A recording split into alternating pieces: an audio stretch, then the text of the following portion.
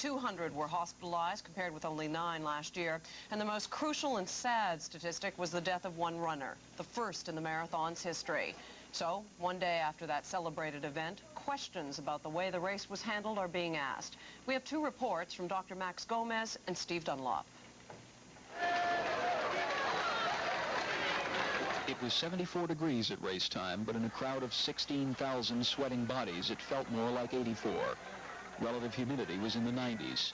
As the first leg of the marathon wound into Brooklyn, water was becoming a precious commodity. It was very, very hot, so you knew you had to stop at the first aid station.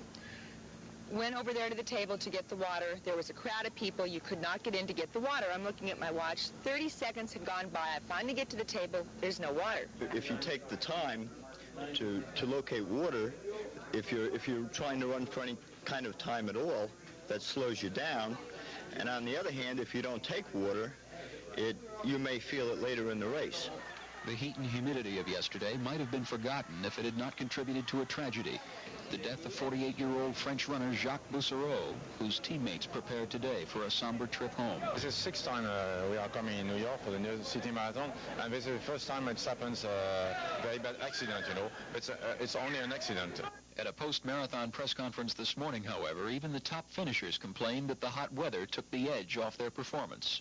I've never had to struggle so much in a marathon race earlier as I did yesterday.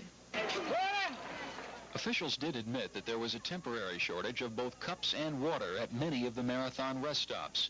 They blamed it on what race organizers like to call the bubble. Thousands of runners in the middle of the pack converging on water stations virtually at the same time. The runners feel like they never could get enough. They could be pouring it over their heads, everything. And you can't ever have enough for everybody, because as much as you put there is as much as they'll consume. Runners came and picked up 4 or 5 cups at the same time to throw on their heads. The early stations ran out of some of the cups. Hasn't that happened before? Shouldn't you have foreseen that? Well, no, we've never had this kind of a heat before. The 15 years of marathon history, this is the hottest we ever had.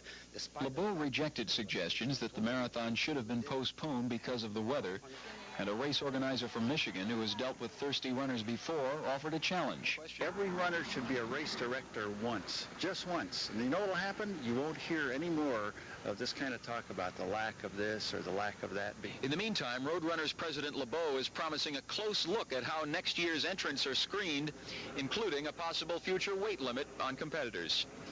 From Central Park, Steve Dunlop, Channel 5 News.